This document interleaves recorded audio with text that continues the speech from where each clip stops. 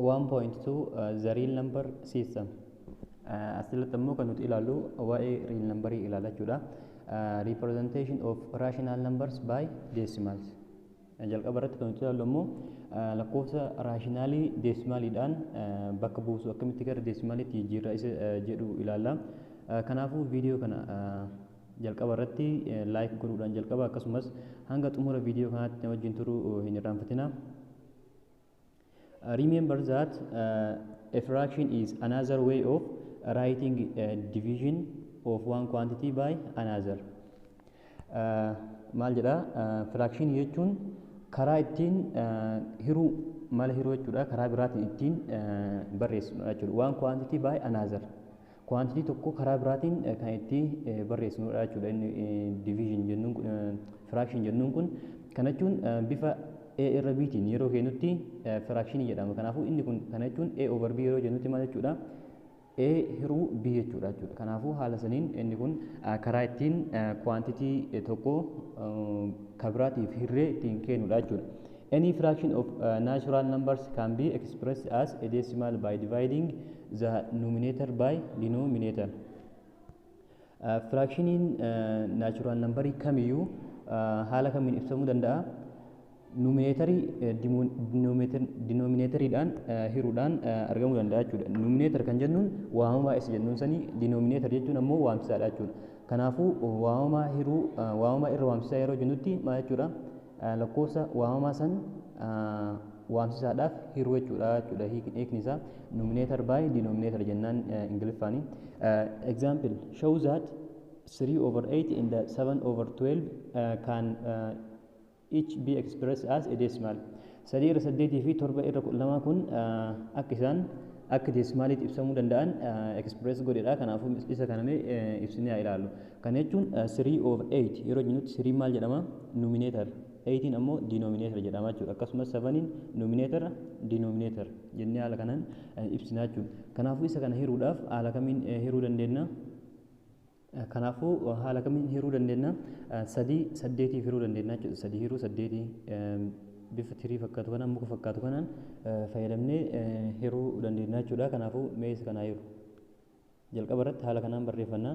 Kan as jalatti barraa'u kan hiramu jechuudha. Kan asitti barraa'u immoo kan hiramaaf jiru. Kanaafuu haala kanaan barreessina. Sanboota maal jennaani? 3 hiruu 8 hinga waan ta'eef maal goona? 0 tuqaa kennine asitti ammoo 0 daballaa jechuudha. Sanboota meeqa ta'a? 30 hiruu 8 3 gahaa jechuudha. 3 baay'isuu 8 24. Sanboota meeqa ta'a? Walirraa yeroo hir'isutti 6 ta'a jechuudha. Ammas maal goona? Ittuma fufnaan dhaabnu hiruu keenya 0 ta'utti yookiin ammoo repeatingitti deebi'utti ittuma fufnaa jechuudha.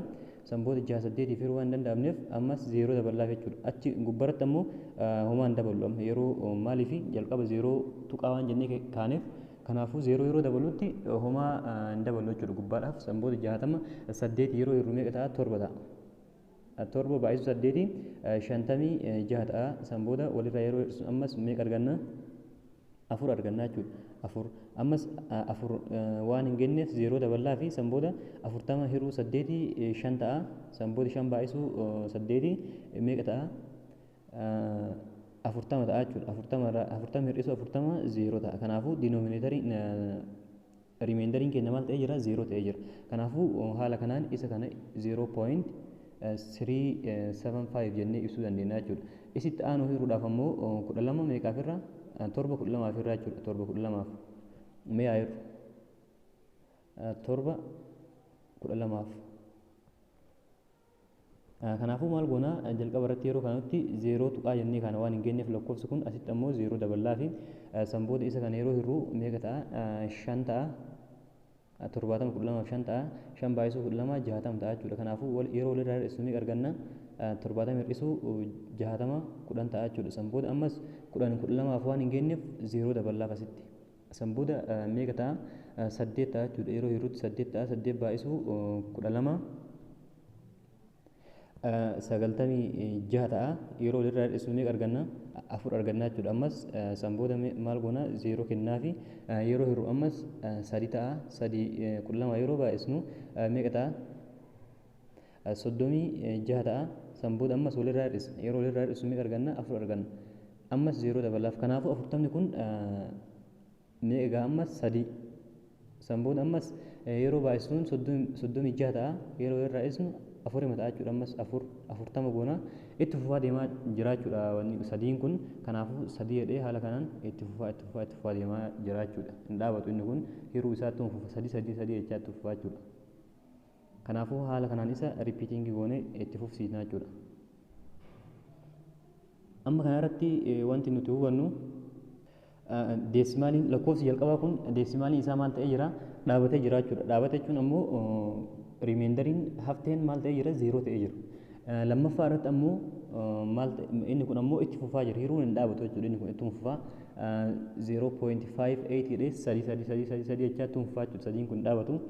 Kanaafuu inni kun ammoo rimeendariin isaa hafteen isaa 0 ta'uu hin danda'u jechuudha. 4 mataa adeema 4 san booda isa kana hiraa yeroo deemnu 3 deemaa jira jechuudha. Kanaafuu garaagarummaan isaan lamaan jidduu jiru inni jalqaba dhaabatee jira ittiin fufu jechuudha. Kanaafuu isa kana maal jennaani terminating decimal jennaani ni ilaala definition isaa. Kan itti fufu kanaan ammoo maal jennaan repeating decimal jennaani jechuudha. Itti fufaadha waan ta'eef repeating jechuun itti fufu jechuudha. Terminating jechuun kan remainder isaa 0 ta'edha jechuudha. Garaagarummaan isaan lamaan jidduu jiru kana ta'a. Kanaafuu therefore 3/8 haala kanaan ibsina.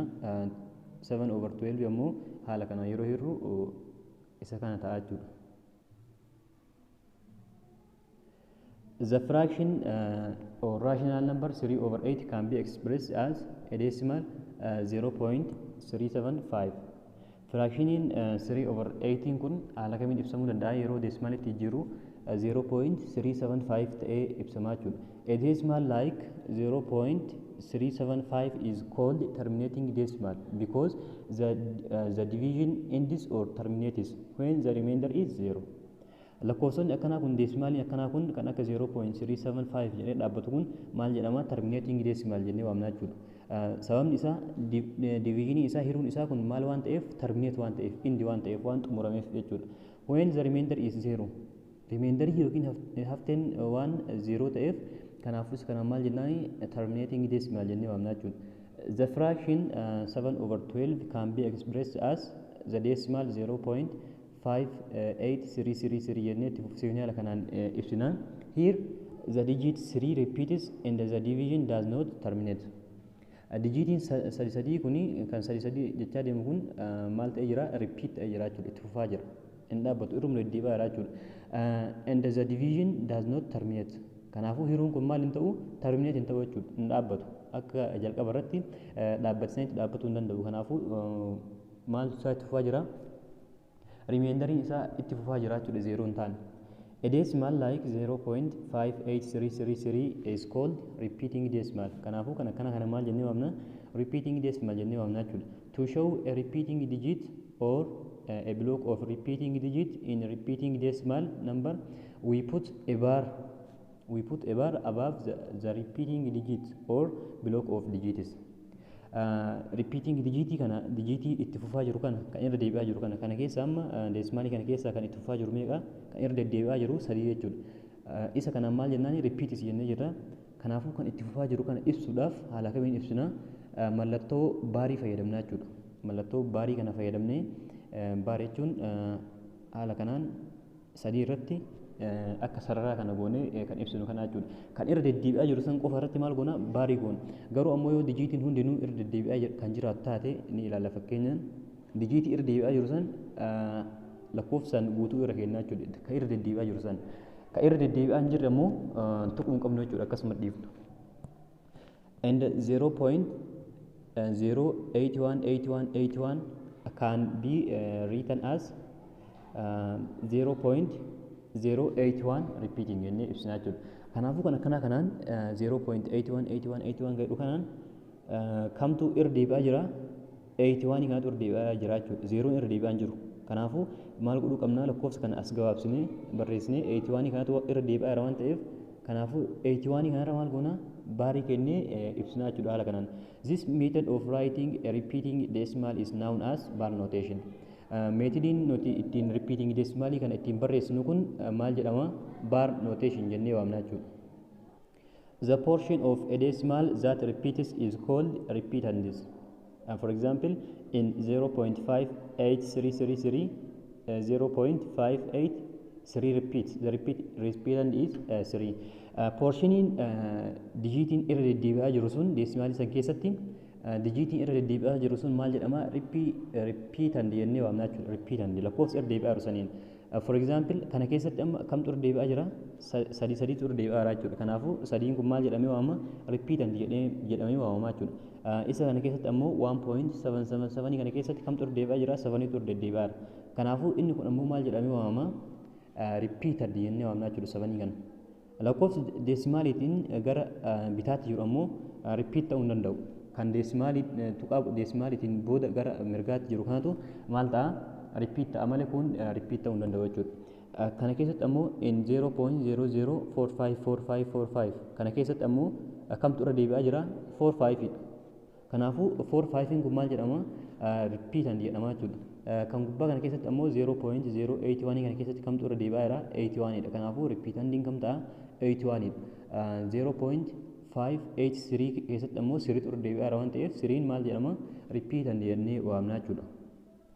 To generalize, the rational number a over b can be expressed as a decimal by dividing the numerator by numerator a by the denominator b. Rational numbering a over b kun haala kamiin ibsamuu danda'a? Bifa deesimaaliitiin ibsuudhaaf maal goona? Numerator A jennee jira. Kan gubbaa numerator jedhama yeroo kamiyyuu, kan jala ammoo denominator jedhama jechuudha. Numeratoriin meeqa ta'a? A ta'a. Kanaafuu A kana maal godhuudhaan? B dhaa hiruudhaan denominatorii B dhaa hiruudhaan akka deesimaaliitti ibsinaa jechuudha. Raashinaal nambarii bifa firaakshiniitiin nuuf kenname ibsuudhaaf. When you divide A by B, one of the following two cases will occur. Yeroo A dhaa hirtu kana A kana B dhaa hirtu maal argatta?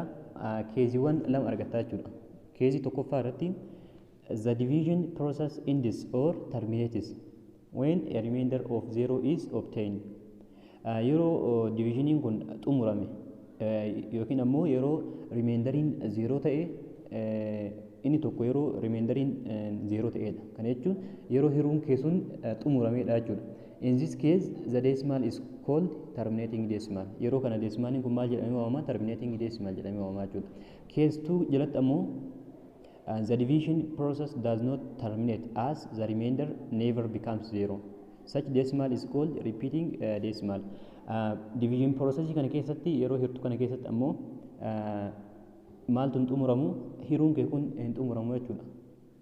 As remainder never becomes 0. Remainderiin gonkumayyuu gara 0tti hin dhufu jechuudha. Such a decimal is called repeating decimal.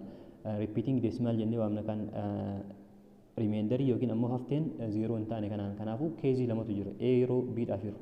Firaakshinii kamiyyuu A over B dhaan bifa kanaan kan kenname kamiyyuu yeroo hirutti keezii lamaan keessaa tokko arganna jechuudha.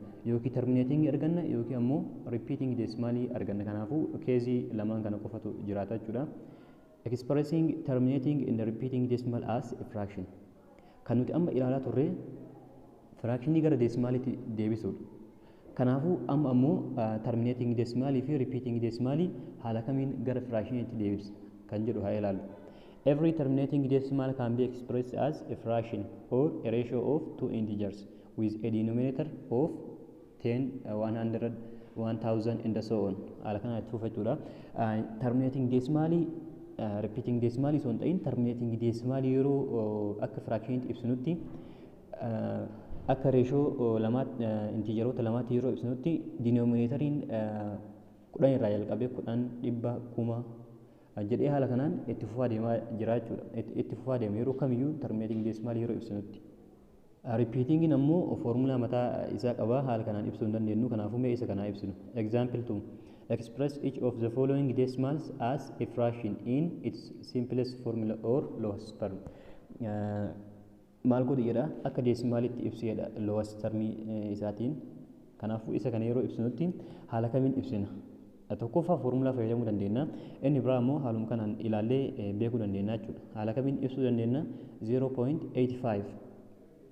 Kanaafuu lakkoofsa meeqaan yoo kan baay'isu ta'e tuqaa deesimaalii tana as keessaa baasuu danda'a isa jedhu ilaallaa jechuudha jalqaba irratti. 10 yoo baay'isne 0 takka qaba waan ta'eef 0 takka tuqaa takka gara duraatti oofti. Kanaafuu lamaan yoo baay'isne ammoo dhibba waan ta'eef 0 lama waan ta'eef kanaafuu 0 tokko fiddee 8 fi 5 jidduu keetti takka ammoo fiddee dhabamsiifte jechuudha. Kanaafuu dhibba irra dhibbaatti yoo baay'isne argachuu dandeenya. Tokkoffaa karaa kana fayyadamuu dandeenya. Inni biraa ammoo lakkoofsa kana haaluma jiruun 85 waan ta'eef 85 kana haaluma kanaan barreessine irra jennaan san booda ammoo meeqa goona bakka tuqaa kanatti tokko barreessina. Bakka tuqaan jiru sanitti tokko barreessina. Kanaafuu tuqaadhaaf tokko barreessina. San booda dijiitii jiran 0 goonaa jechuudha. Dijiitiin jiru meeqa 8 fi 5 kanaafuu dijiitii meeqa dijiitii 2 8 fi 5 waan ta'eef dijiitii 2 kanaafuu 0 2 barreessinaaf jechuudha. 0 2 barreessinee haala kanaan ibsuu dandeenya jechuudha karaa salphaa ta'een. Mee akka kitaabni ibsullee ni ilaalla. Kanas maal goona yoo ammoo lakkoofsa akkuma jiru fudhanna amma 0 asiin waan dhiifneef 0 lakkoofsa gara bitaatti barreessuun waan gatii hin qabaanneef saniif dhiifne jechuudha. Yoo haala kanaan barreessine inni kun gatii hin qabaatu waan ta'eef saniif irraa dhiifna. Kanaafuu inni kun ammoo lakkoofsa akka jiruun guutuu isaatu ni barreessina. Mee haa barreessinu 1 3 4 5 6 barreessinee irra jennaan. San booda maal goona bakka tuqaan jirtu kana maal goona tokko kaa'an. San booda dijiitii gara mirgaatti jiran kan gara bitaa osoo hin ta'in tokko lakkooynu san booda kan garana jiran kan hin lakkooynu. Meeqa dijiitii 4 kanaafuu 0 4 barreessinaa jechuudha. 0 4 haala kanaan karaa salphaa ta'een ibsuu dandeenya jechuudha. Mee kitaabni haala ittiin hojjete haa ilaallu. Solution A irratti 0.85 walqixa 0.85 times 100 over 100 kan jechuun maal jechuudha dhibbaan tun ta gubbaatu yeroo 85 kanaan baay'isnu 0 tana fuutee keessa baasti jechuudha. Kanaafuu 85 ta'a jechuudha inni gubbaa san booda kan jalaa ammoo 100 ta'a. Kanaafuu haala kanaan ibsina jechuudha. Lowest termiidhaan ibsu waan nuun jedheef lakkoofsa kana salphisuu qabna. Kanaafuu isa kana salphisuudhaaf meeqaan salphisna 5 kan jalaa 5 yoo hirree meeqa ta'a 20 kan gubbaa 5 17 jechuudha. Kanaafuu haala kanaan ibsuu dandeenya. B irratti ammoo haala kamiin ibse 1.3456 times 10,000 over 10,000 kanaafuu inni kunis meeqa walqixa ta'a 10 raised to 4 jechuun 0 isaa lakkaa'eeti 0 4 waan ta'eef 0 4 godhe jechuudha. San booda 0 4 tun maal gooti tuqaa deesimaalii tana keessaa baaftee jechuudha. San booda haala kanaan ibsinaa isa kanas salphisnee lakkoofsa nu salphateen kaa'uu dandeenya jechuudha. If D is a terminating decimal number that has any digit after a decimal point, then we rewrite D as D equal to 10 raised to n times D over 10 raised to n. Diin kun deesimaalii jechuudha. Deesimaalii ta'ee terminating deesimaalii yoo kan ta'u taate deesimaalii keessaa immoo deesimaaliin gosa lamatu jira. Repeatingii fi terminatingiidha. Kanaafuu terminatingii yoo kan ta'u taate akkasumas dijiitii n yoo qabaate dijiitiin isaa n yoo kan ta'u taate haala kamiin ibsuu dandeenya dijiitii n after a decimal point pointiidhaan booda kan jechuun 0 point jedhee dijiitii as boodaan jiru jechuudha. Dijiitii as boodaan jiru kana n yoo ta'e lakkoofsa n yoo ta'e jechuudha lakkoofsa wayii jechuu barbaadeeti. Then we rewrite D as maal goona 10 raised to n jennaan jechuudha. Nniin kun maa inni dijiitii garanaan jiru kana tuqaa pooyintii achitiin jiru kana jechuudha. Nniin nuti barreeffamu sanii kanaafuu 10 raised to n baay'isuu deesimaalii saniitiin baay'isna jechuudha. Deesimaalii saniitiin deebisnee baay'isna san booda meeqaaf irraa 10 raised to n dhaaf irraa jechuudha. The right side of the equation gives the fractional form of D. Okay, mee ilaallu isa kana fakkeenyaan. For example, if D deesimaliin yoo inni kun kan nuuf kennamu taate then n meeqa ta'a jechuudha. N maal jennee jira dijiitii tuqaa pooyintiitiin booda dhufe. Kanaafuu tuqaan pooyintii 2 fi 1 jidduu jira. Tuqaa pooyintii kanaan booda lakkoofsonni jiran dijiitii meeqa 1 2 3 kanaafuu n 3 ta'a jechuudha. Haala kamiin barreessuu dandeenya diin walqixa diin deesimaliidha jennee jira. Deesimalichi nuuf kenname walqixa 10 raised to 3 10 raised to 3 wanni jennuuniif maal jennee jira foormulaa yeroo hojjennutti 10 raised to n jenna. Kanaafuu n meeqa jennee jira 3. Kanaafuu bakka inni sadii galfannaa jechuudha. Baay'isu diiti. Diin ammoo isuma kanaa jechuudha. Kanaafuu isa kanaan baay'isni over 10 raised to n jennee jirra. Kanaafuu haala kanaan barreessinaa jechuudha.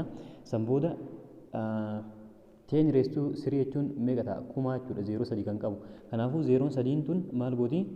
Tuqaa poointii tana gara duraatti takka takka oofaa deemte jechuudha. 0 tokko fiddee tokkoo fi lama jidduu keetti tun ammoo as keetti san booda hin baasee jechuudha. Lakkoofsi kun haala kanaan kaamaa yeroo salphisnu ammoo isa kana ta'a jechuudha. Repeating decimals can also be expressed as a fraction or rational of two integers, ratios of two integers. Repeating amma kan nuti ibsaa turre terminating decimalidha. Kan biraa ammoo repeating decimalinis haala kamiin ibsamuu danda'a? Haala ratio of two integers yookiin ammoo haala fractionitiin ibsamuu danda'a jechuudha. Express each of the following decimals as a fraction or ratio of two integers. Kanaafuu mee haala kamiin ibsinaa ilaallu. Inni kun yeroo ilaallutti 0.7 repeating. Kana jechuun 7 kun itti fufaa jira jechuudha. Baarii irra kaa'uu dandeenya. Kanaafuu torba itti fufaa jira jechuudha mul'isa. Inni itti aanu ammoo 0.25. Kanaafuu 25 kun itti fufaa jira jechuudha. San booda akkamitti ibsinaa? Isa kana let d equal to 0.7 equal to 0.777 itti fufaa deemaa jira jechuudha inni kuni. Kanaafuu isa kana kanatti barreessinee san booda maal goona? Bakka waanii kana maal goona? Bakka 0 kan bakka tuqaa poointii kana waanii kaannaa san booda 7 digitii takka waan taateef 0 takka itti dabalaa jechuudha. 10d jennaan. 10d san booda yeroo isa kanaan baay'isnu ammoo kanaan yeroo baay'isnutti 0 tokko maal gooti gara duraatti oofisanii jedhee jira. Kanaafuu 0 10d dha waan ta'eef 0 takka qabna waan ta'eef tuqaa kana fiddee maal gooti 7 kana jidduu keetti jechuudha. San booda inni kun isa kanaa wal qixa ta'a. Multiplying d by 10 because one digit repeat. One digitiin tokko repeat ta'aa jiruuf maal goona? Kudhaniin baay'isnaa jechuudha gama lamaanuu. Kanaafuu as d kana yeroo kudhaniin baay'isnu 10d ta'a. 0.7 kan ammoo yeroo kudhaniin baay'isnu 7.77 repeating ta'a jechuudha. Subtract d san booda maal godhedha? D jalqabaa kana maal irraa hir'isna? Kan lammaffaa kanarraa hir'isnaa jechuudha. Kanaafuu haala kamiin ibsinamee haa ilaallu fakkeenya dhiisne. Kanaafuu maal jennee barreessina jalqaba irratti diin 0.7 dha jechuudha. Diin 0.7 repeating itti fufaa waan ta'eef isa kana baar jennaani. San booda ammoo isa kana maal goona? Kudhaniin baay'isna. Gama lamaanuu kudhaniin baay'isnaa jechuudha. Gama lamaanuu kudhaniin yeroo baay'isnu kudhaniin tun d yeroo baay'istu meeqa taati? 10d taati. 10d isa kana ammoo yeroo baay'isu ammoo 0 takka waan qabnuuf si'a tokko duratti waan oofuuf 7.7 jedhee ammas repeating dha jechuudha. Itti fufa torbaan kun dhaabatu asiin itti fufaa deemu waan ta'eef kanaafuu inni kun haala kanaan ta'a jechuudha. San booda maal goona? Isa jalqabaa kana fuunee kan amma argannee irraa hir'isnaa jechuudha. Kana jechuun d as kaannaa wal qixa 0.7 repeating. Kanaafuu haala kanaan isa kana walirraa hir'isnaa jechuudha amma. Yeroo walirraa hir'isnu 10d irraa d yeroo hir'isnu meeqa ta'a? 9d. Kana jechuun 10 jechuun d 10tu jira mul'isaa jechuudha. D 10 irraa d takka yeroo hir'isnu meeqa ta'a? D 9 ta'a jechuudha. 9d 9d equal to isa kana ammoo yeroo walirraa hir'isnu 7 repeating irraa yeroo hir'isnu lakkoofsa wal fakkaataa walirraa hir'isnan maal ta'a? 0 ta'a jechuudha. Kanaafuu tuqaa goonee 0 dha. Isa kana yeroo walirraa hir'isnu 0 dha. Tuqaan hin jirti. San booda 7 irraa 0 yeroo hir'isnu 7 ta'a jechuudha.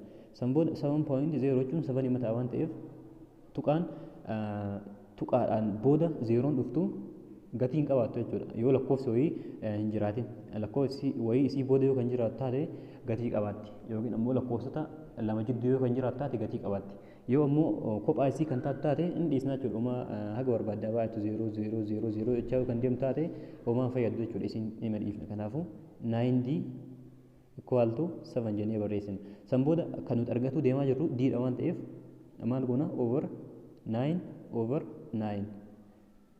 sagaliin balleessina. San booda d wal qixa 7 over 9 ta'a jechuudha. 7 over 9. Kanaafuu haala kamiin ibsinee jirra? Bifa fraactioniitiin ibsinee jirra jechuudha. Isa kana diin 7 over 9 jennee ibsinee jirra. Kanaafuu repeating decimalis gara fraactioniitti deebisuun ni danda'ama jechuudha. Mee bii haa ilaallu. Biin ammoo maal jennee kaana jalqaba d jennee kaana jechuudha. Diin walqixa deesimaalii nuuf kenname 0.25 repeating. San booda erga akkanatti barreeffannee meeqaan baay'isnaa isa kan amma 10 baay'isu. Maaliif dijiitiin tuqaa booda jirtu meeqa 2 kanaafuu 0.2 itti dabalaa jechuudha. Tokkotti meeqa ta'a dhibbaan baay'isnaa jechuudha. Kanaafuu dhibbaan baay'isnaa.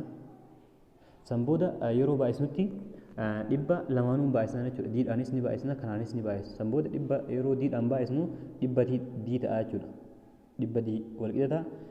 Isa kan ammoo yeroo baay'isnu inni kun ammoo itti fufaa jira jechuudha. 5 jedhee itti fufaa deemaa jira. Kanaafuu isan maaliif 25 qofa hin taane akka hin jenne itti fufaa deemaa jira waan ta'eef. Kana booda zeeroon tun maal gooti? Zeeroo lamiin tun maal gooti? Tuqaa pooyintii tana yeroo 2 dura oofti. Kanaafuu as fiddi jechuudha. Kanaafuu 5 tuqaa 5 ammallee itti fufaa jira waan ta'eef.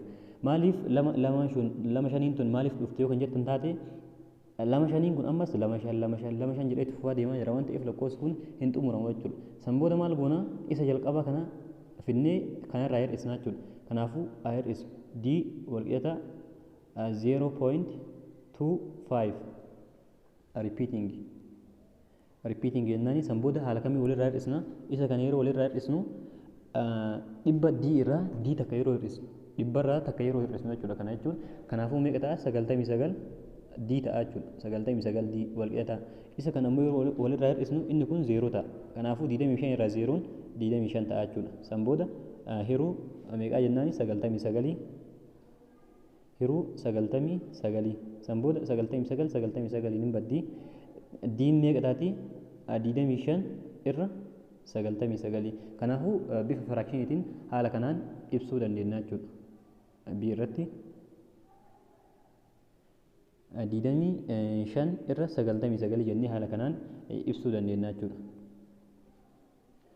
In example 3a one digit repeats. Kan jalqaba ilaalle irratti a irratti dijiitii tokkotu irra deebi'aa ture. So you multiplied d by 10. Kanaafuu 10 baay'isaa jechuudha. Yoo dijiitii takka ta'e 10 baay'isa. In example 3b two digits repeats. Dijiitii lamatu irra deebi'e. So you multiplied d by 100. Yoo sadii ta'e immoo kumaan baay'isnaa. Yoo afur ta'e 10 haala saniin baay'isaa deemnaa jechuudha. The algebra used in the above example can be generalized as follows. Algebraan nu fayyadamne kun foormulaadhaan haala kanaan kaamaa jechuudha.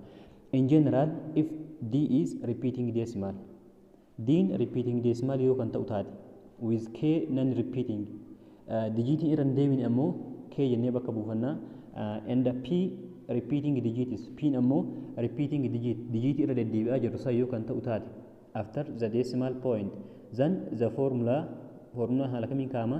D equal to d into decimal maaliin baay'isna? 10 raised to k plus p minus 10 raised to k over 10 k plus p minus 10 raised to k jennee haala kanaan ibsinaa jechuudha. Formula kana fayyadamnee ibsuu dandeenya. Kanaafuu mee example saniin haa ibsinu. Express the decimal 0.375 as a fraction. Isa kan ammoo haala fraactioniitii yeroo ibsinutti san booda maal baafanna? d baafanna. D'n decimal nuuf kenname jechuudha. Repeating decimal ta'uu qaba. San booda keen ammoo non repeating digit jennee jirra. Digiitii irra deebi'aa hin jiraanne lakkoofsi isaa himnaa jechuudha.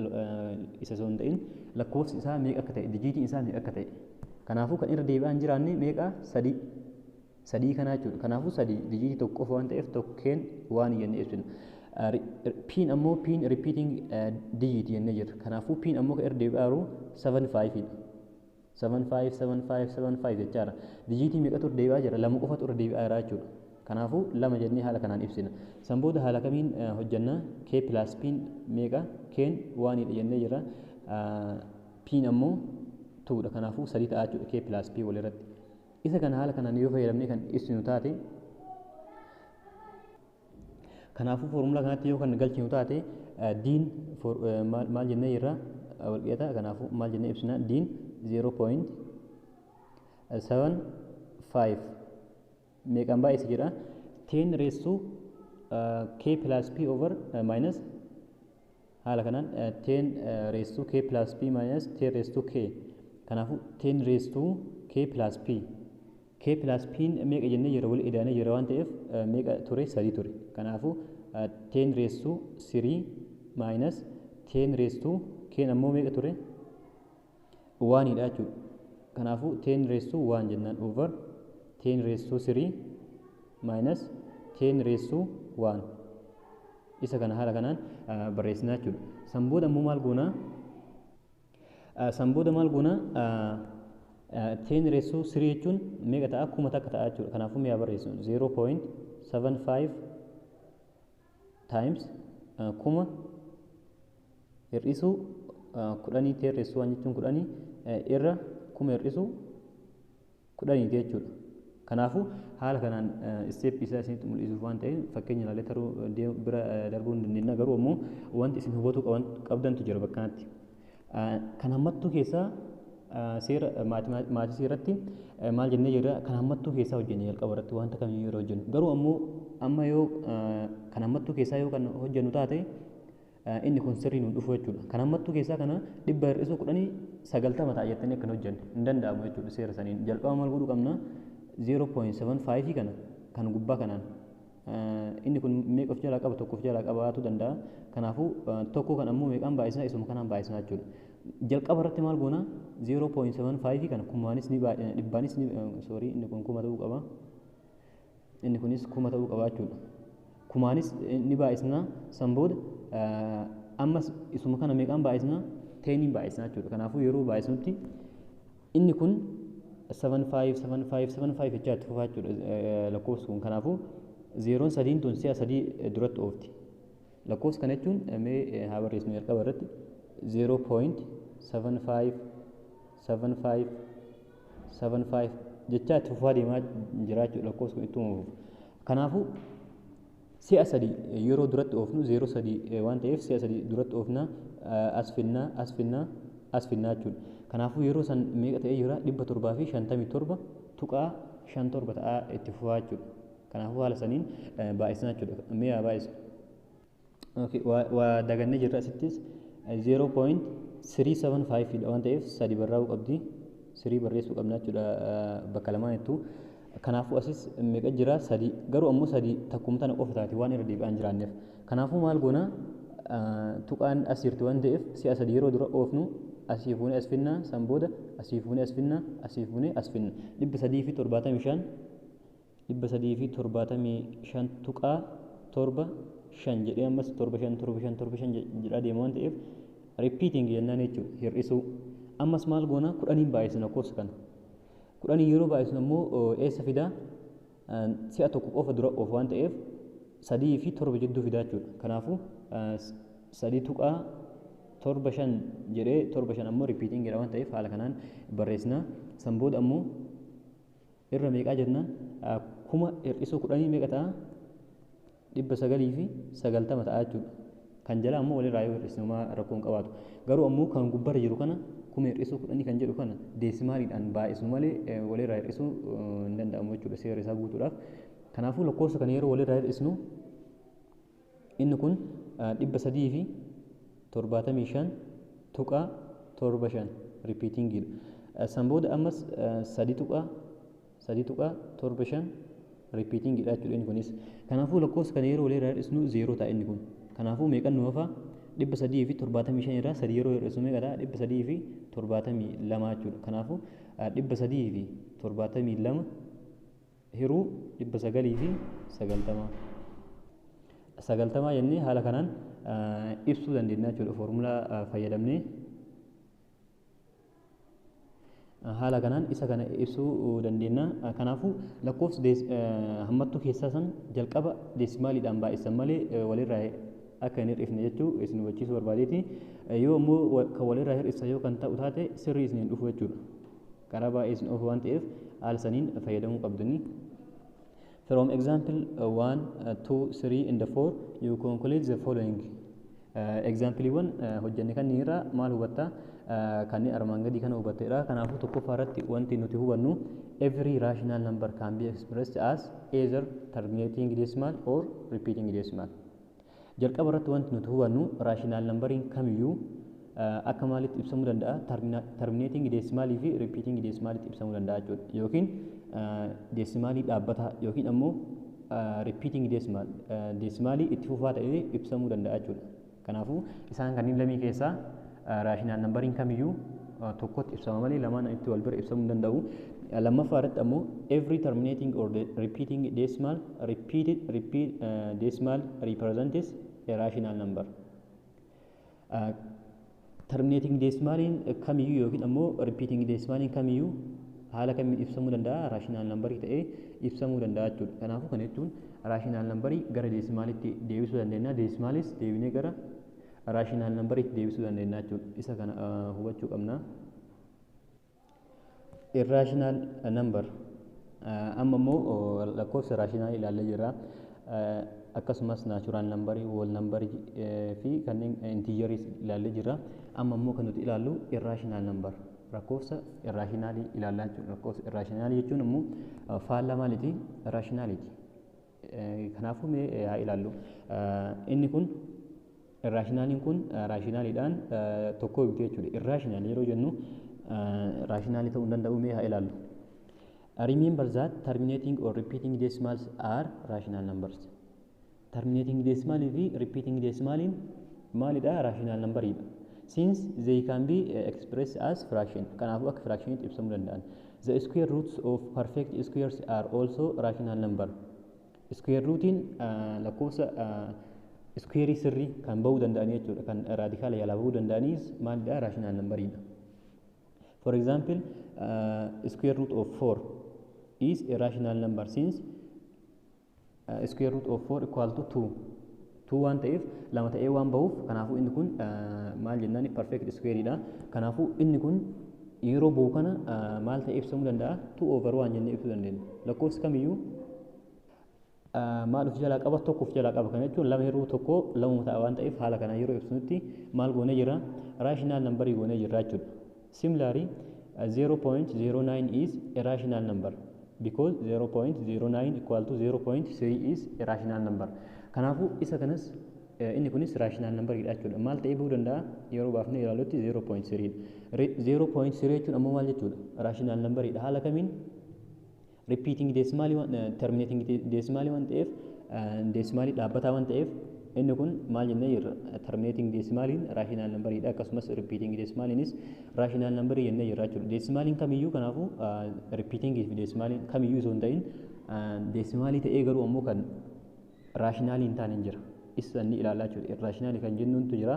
Kanaafuu decimaliin repeating fi terminating rational number jalatti ramadaman jechuu ilaaluu qabna. If x square equal to 4, then what do you think if the value of is the value of x? Lakkoofsi bakka x kana galee afur nuuf kennu kam jedha. Kanaafuu plus or minus 2 kana jechuun haala kamiin hojjechuu dandeenya? X square isa jedhu kana yeroo raadikaala jala galchinutti 4 maal taatee baati? 2 yookiin ammoo minus 2 taatee baate jechuudha. Kana jechuun minusii lamaa fi lama positive lama yoo square goonee meeqa arganna? 4 arganna jechuudha. Kanaafuu inni kun rational number ta'uu isaa ibsa. Therefore x is a rational number. What if x square equal to 3? Yoo 3 ta'e yoo x square kun 3 yoo ta'e yoo in figure 1.4 of section 1.13 where do numbers like radical 2, radical 5 fit. Notice what happens when you find radical 2 and radical 5 with your calculator. Calculator yeroo fayyadamtutti maal argattadha. Kanaafuu isaan kanneen yeroo argannu calculator fayyadamnee yoo kan ilaallu ta'e haala kanaan nu baane jechuudha. Kanaafuu isaan kunniin rational numberii ta'anii hin taane. Garuu ammoo itti fufaa jiran haala argaa jirruun itti fufaa jira. Lakkoofsi kunniin lakkoofsa wal fakkaataa miti. Dijiitii wal fakkaataa miti kan itti fufaa jiru kun garagaraa jechuudha. Marti isaatu akkasumas dijiitiin irra deebi'aa jiru hin jiru. Kama garagaraatti itti fufaa jira malee kan irra deebi'aa jiru hin jiru jechuudha. Kanaafuu isa kan ammoo maal jennee ibsuu dandeenya? X'n bakka x kan nuuf galuu danda'u maal ta'uu danda'a? Raadikaal 3. Raadikaal 3 ta'uu danda'a. Garuu raadikaal 3 kun perfect square miti jechuudha. Achi jalaa yeroo ba'utti perfect square ta'uu hin danda'u. Note that the decimal numbers for radical 2 and radical 5 do not terminate. Kanaafuu isaan kunniin terminate miti. Nor do they have a pattern of repeating digits. Akkasumas maal hin qabaatanii terminating digit miti akkasumas repeating digit jechuudhaafis patternni repeating digit qabaatu hin danda'an jechuudha. Patternni repeating digit jechuun lakkoofsa wal fakkaataa ta'e wayiitu irra deebi'a. Yookiin afur jedhee afur irra deebi'uu danda'a yookiin ammoo afur shan jaha jedhee afur shan jaha akkasitti irra deebi'uu danda'a jechuudha. Garuu ammoo lakkoofsota kanneen yeroo ilaalutti wanti wal fakkaataa ta'e hin jiru. Afur tokko jedhee afur lama jedhee tokko sadii jedhee lakkoofsi wal fakkaatee deebi'aa jiru hin jiru jechuudha. Garuu ammoo lakkoofsi kun itti fufaa jira repeatingidha. Garuu ammoo repeating decimal jechuudhaaf ammoo patternii isaan qabaatu jechuudha. Therefore these numbers are not rational numbers. Kanaafuu lakkoofsonni kunniin rational numberii miti. Such numbers are called irrational numbers. Lakkoofsota akkana kana maal jennee waamna? Irrational number jennee waamna jechuudha. In general, if A is a natural number that is not a perfect square, then square root of A is an irrational number. Akka generalitti akka walii galaatti jechuudha. A'n kun natural numberii ta'ee garuu ammoo yoo perfect square hin ta'in kanneen akka radical 2, radical 5, radical 3 kan jennu kunneen radical jalaa yeroo baasnutti perfect square miti jechuudha. Kallattii maan fakkeenyaaf radical 4 yeroo jennu meeqa ta'ee ba'a? 2 ta'ee ba'a. Radical 1 yeroo jennu waan tokkuma ta'ee ba'a. Kanaafuu lakkoofsa akkasii sun kan bahan kun akkanuma beeknee baasuu dandeenyu kunniin maal jedhamanii? Rational number jedhamu. Garuu ammoo kan akka radical 5, radical 2, radical 3 kunniin kaalkuleetara malee baasuu hin dandeenyu. Sanuu yeroo baasnutti lakkoofsa maal hin taane wayii arganna, lakkoofsa sirrii hin taane wayii arganna jechuudha. Kan repeating decimaalii sirrii hin taane wayii arganna. Kanaafuu kan akkasii kun maal jedhama? Inni irrational number jedhaman jechuudha. Determine whether each of the following number is rational or irrational. Lakkoofsonni kunniin rationalii moo irrationalidha kan jedhu ilaali jedha. Kanaafuu lakkoofsa kana irratti kamtu irra deebi'aa jira? 6 irra deebi'aa jira jechuudha. Kanaafuu 0.1 6 repeating jennee haala kanaan barreessuu dandeenya. Kanaafuu inni kun rationalidha jechuudha. Inni itti aanu ammoo 0.1611611116. Inni kun ammoo haala argaa jirtan kanaan lakkoofsi irra deebi'aa jiru mee kam isiniif fakkaata? Waan yeroo jennu asitti ammoo 16 jennee 116 deebi'ee ammoo ammas 11 kun dabalaa jira. Kanaafuu lakkoofsi kun maali miti? Repeating decimalis miti, terminating miti jechuudha. Kanaafuu isa kana maal jennaan? Irrational jennaan jechuudha. Irrational jennee ibsina. C irratti ammoo paayin yeroo kamiyyuu paayin irrationalidha jechuudha. Haala saniin hubachuu qabdan. Kanaafuu isa kana haala kanaan 1/6 jennee ibsuu dandeenya. Foormulaa fayyadamnee 0.16 kan waan maal ta'eef repeating patternii waan qabaatuuf repeating decimalii waan ta'eef isa kana itti galchinee haala kanaan 1/6 argachuu dandeenya jechuudha. Lammaffaa irratti this decimal has a pattern that neither repeats nor terminates. Patternii akkamii qabaata? Kan irra hin deebine akkasumas kan dhaabbataa hin taane wayii qabaata jechuudha. It is an irrational number. Kanaafuu irrational ta'a jechuudha biin. C irratti ammoo paayin lakkoofsa akkamii qabaata? Gatiin paayii kaalkuleetaratti galchinee ilaaluu dandeenya. 3.1415926 kana qabaata jechuudha. This decimal does not repeat nor terminate. Kanaafuu repeating jechuu hin dandeenyu, terminating jechuu hin dandeenyu jechuudha.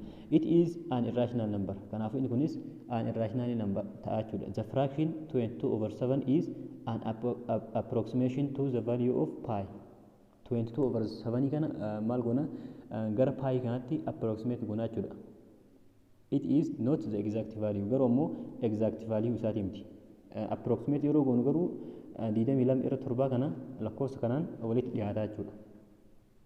In example 1, B and C lead us to the following facts. Okay, a decimal number that is neither terminating nor repeating is an irrational number. Decimalin kan terminating hin taane akkasumas repeating kan hin taane maal jedhama? Irrational number jennee waamna jechuudha. Locating irrational number on the number line. Number line irratti haala kamiin argamsiisuu dandeenya irraashinaal nambarii jechuudha. Mee haa ilaallu. Definition 1.2 1.5 irrational number. An irrational number is a number that cannot be expressed as a over b, such that a in the b are integers and the b is different from 0. Lakkoofsa irrational numberii kan jennuun kan haala kamiin ibsamuu hin dandeenyedha, a over b dhaan ibsamuu hin dandeenyedha jechuudha. Kanaafuu lakkoofsota deesimaalii kan ilaalaa turre kana kan maal jenneen kan akka paayii akkasumas 0.16116 kan jedhee tuffaa deemu kana irrational number jennee jirra jechuudha. B fi C irratti akkuma fakkeenya ilaalsanitti irrational jennee jirra. Kanaafuu irrational numberiin kun A over B dhaan yookiin ammoo bifa fractionitiin deebisnee ibsuu hin dandeenyu jechuudha. Yeroo maal ta'etti A'n B are integers, A fi B'n integerii ta'anii B'n ammoo different from 0 yeroo ta'etti ibsuu hin dandeenyu jechuudha isaan. Kanaafuu wanti isin hubachuu qabdan raashinaal nambarii bifa fractionitiin ibsuu dandeenya jechuudha. Terminatingii fi repeating deesimaalii garuu ammoo irraashinaaliin ammoo deebi'ee bifa maaliitiin ibsamu bifa fractionitiin hin ibsamu jechuudha. Wanti confuse isin godhu yoo kan jiraatu taate 22 irra 7 kan jenne kana lakkoofsa paayitti dhiyaatu kan jenne kana maaliif ibsame jechuu dandeettan. Garuu inni kun maal jedhee jira hammattuu keessatti not exact value jedheera. Exact value lakkoofsa saniitii miti garuu ammoo approximate itti dhiyeessuudhaan yookiin ammoo siksuu isa jennuun sanii malee exact value isaatii miti jechuudha. Sababa saniitiif ibsame malee inni 22 irra 7 kan jennu kun maal ta'a raashinaal nambarii ta'a jechuudha. Waan A over B dhaan ibsameef. Example 2 shows that 3 plus radical 2 is an irrational number. Irrational numberii akka ta'e ibsu jedha. Kanaafuu isa kana jechuun radical 2 inni jennu kun irrationalidha waan ta'eef irrationality yeroo ibsanutti maal ta'a irrationalii ta'a jechuudha. Okay, lakkoofsa amma nuuf kenname kana hojjechuudhaaf mee isaan kanneen beekuu qabna haa ilaallu. The sum of any rational number and the irrational number is an irrational number. Lakkoofsa rationality fi irrationalii yoo walitti idaane maal argana irrationalii arganna jechuudha. Kanaafuu sadii ida'uu radical 2 yeroo jennu kana radical 2 irrationalidha. Garuu ammoo sadii irrationalidha. Kanaafuu yeroo walitti idaanu irrationalii arganna jechuudha. The set of irrational number is not closed with respect to addition, subtraction, multiplication and division.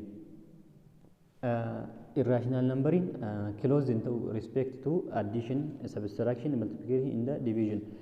Isaan kanneen jalatti maal hin ta'u respect closed hin ta'u jechuudha. Kana jechuun fakkeenyaaf radical 2 times radical 2 yoo kan jennu taate inni kun radical 2nis maalidha? Radical 2 yeroo jennu inni kunis maalidha? Irrationalidha. Inni kunis irrationalidha. Garuu immoo lakkoofsa kanneen yeroo walitti baay'isnu maal ta'anii radikaala jalatti 2 times 2 4 dha jechuudha. Meeqa ta'ee baa? 2 ta'ee baa. Kanaafuu yeroo kana raashinaali ta'ee jira. Inni biraa immoo yeroo biraa immoo fakkeenyaaf radikaal 2 times radikaal 3 isoo jenne. Isoo jenne maal ta'a? Radikaal 6 ta'a jechuudha yeroo waliin baay'isu. Kanaafuu radikaal 6 ammoo hin bahu. Sababa kanaaf amma irraashinaali ta'ee jira. Garuu ammoo yeroo reef ilaalutti maal ta'ee jira? Raashinaal nambarii ta'ee jira jechuudha. Kanaafuu sababa kanaaf addiishinii, sabistiraakshini, maltiplikeeshinii fi diviijinii jalatti maal hin ta'u? Close hin ta'u jechuudha. Kana jechuun yeroo waliin baay'isnu irraashinaali ta'a. Yeroo waliin baay'isnu yeroo walii hirru maal ta'a jennee ibsuu san hin dandeenyu jechuu barbaadeeti. Fakkeenyota biraatis fudhattanii ilaaluu dandeettanii. Sababa kanaaf yeroo tokko tokko raashinaali ta'a, yeroo tokko tokko ammoo irraashinaali ta'a jechuudha yoo isuma waliin kan baay'isnu ta'e. Sadaffaa irratti if p is a positive integer that is not a perfect square, then a plus b radical p is irrational where a and the b are integers and the b is different from 0.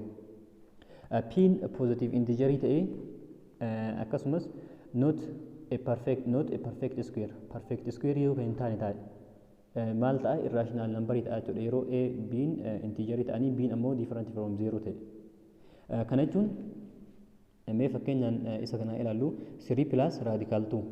Inni kun amma maal ta'a? Irrationalii ta'a. Sababa maaliitiif? Inni kun rationalidha, inni kun ammoo irrationalidha. Yeroo walitti idaanu maal jennee jirra? Irrationalii arganna jennee jirra jechuudha. Inni kunis yeroo walirraa hir'isnus akkasumatti maal arganna? Irrational nambarii arganna jechuudha. Sababa kanaan isaan kanneen fayyadamnee furuu dandeenya. Seerota kanneen seeraan qabatu qabdan. inni itti aanu ammoo real number isa jennu ilaalla. Real number inni maal jedhamee haa ilaallu. In section 1.1 you observe that every rational number is either terminating decimal or repeating decimal. Rational number in kamiyyuu terminating decimal fi repeating decimal ta'uu isaa ilaaltee jirtedha. Conservatively any terminating or repeating decimal is a rational number. Kanaafuu terminating fi repeating in kamiyyuu rational number dha jechuudha. Moreover in section 1.2 you learn that decimals which are neither terminating nor repeating exist.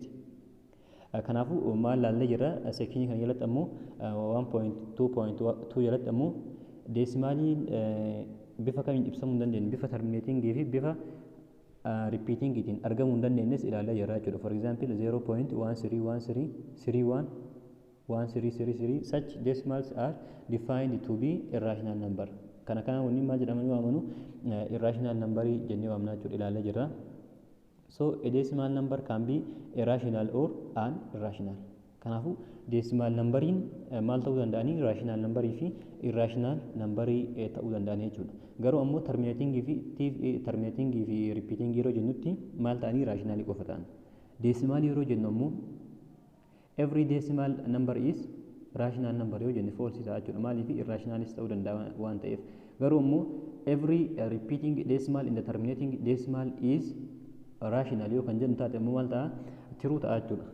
Haala saniin adda baafachuu qabdan. It can be shown that every decimal number be it rational or irrational.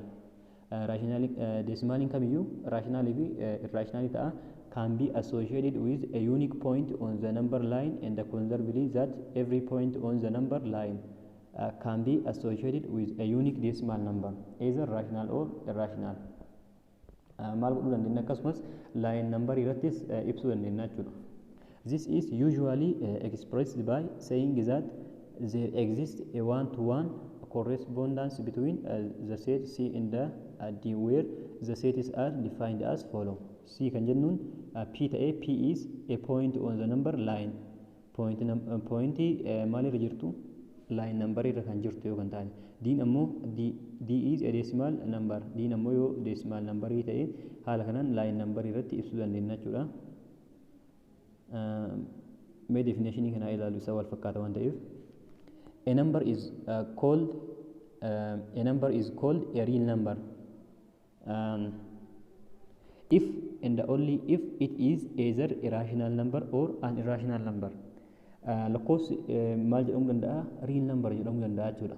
Yoo maal ta'e yoo rational yookiin ammoo irrational ta'es maal ta'a real number ta'a jechuudha. Kana jechuun real number maal of keessa qabata rational number fi irrational number of jalatti qabata jechuudha. Isaan kunniin damee garagaraati waan ta'eef real number kan jennuun lakkoofsa waliigalaa jechuudha. Lakkoofsa waliigalaa kun maal of jalatti qabata irrational fi rational of jalatti qabata jechuudha. The set of real numbers denoted by R. Real number maaliin bakka buufna R guddaa kanaan bakka buufna jechuudha. Can be described as the union of sets of rational and irrational number. Union maaliti walitti makama rational fi irrational number jechuudha inni kun. R haala kamiin ibsina equal to x is a rational number or an irrational number. Real number kan jennuun kanaafuu lakkoofsa x ta'e wayii lakkoofsa wayii kan rational ta'e yookiin ammoo kan irrational ta'etu maal jedhama real number jedhamee waamamaa jechuudha. The set of real numbers and its subsets are shown in the adjacent diagram. Real number haala kanaan ibsuu dandeenyudha. Inni kun wantoota lama of jalaa qaba jennee jirra. Real numberiin rational fi irrational of jalaa qaba. Irrational kan jennu lakkoofsa akka raadikaal lama pi isaan kan jennee ibsuu dandeenya. Kan real number kan jennu ammoo wantoota baay'ee of keessaa qabaachuudha. Kanneen akka integerii, whole numberii, natural numberii akkasumas terminating decimal, repeating decimal bifa kanaan kan jiru hundayyuu of keessatti qabatuu danda'a jechuudha inni kun. From the preceding discussion you can see that there exists a one-to-one correspondence between the set R and the set C equal to P. P is a point on the number line. Pin yeroo maal ta'etti point number line irra yeroo ta'etti 1 to 1 isa jennu kanaan ibsuu dandeenya jechuudha.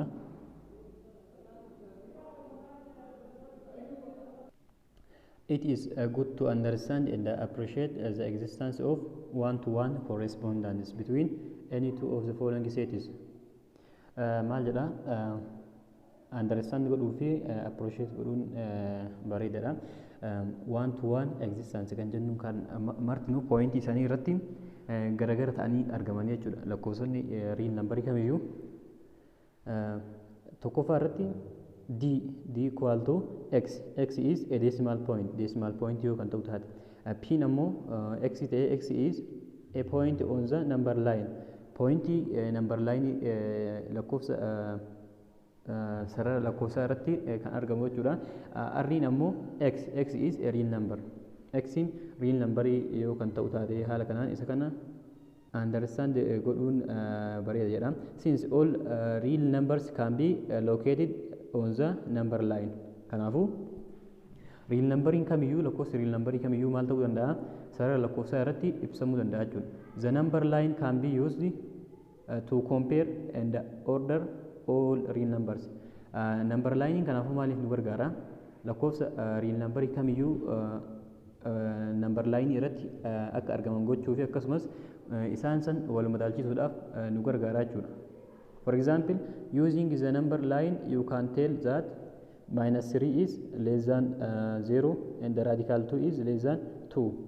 Akkan ta'e number line irratti beekuu dandeettedha. Kanaafuu minus yeroo kamiyyuu 0 gaditti argama.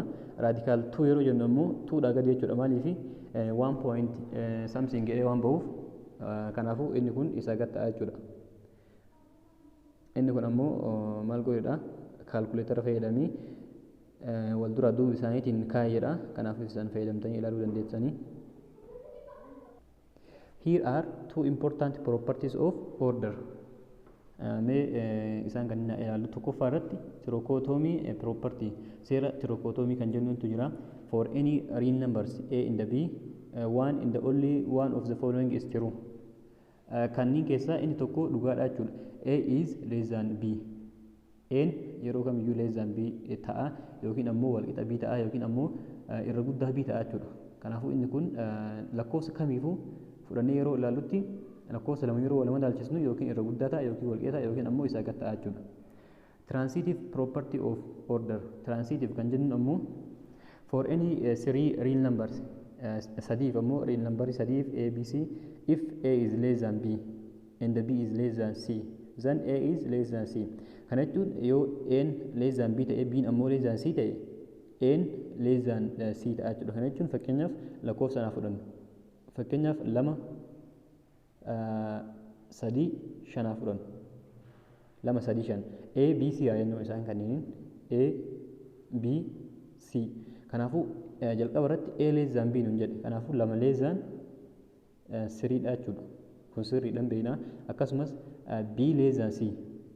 b ammoo less than c dha nuun jedhe. Kanaafuu 3 irra xiqqaa maaliiti? 5ti. Amma ammoo maal jedha? A less than c.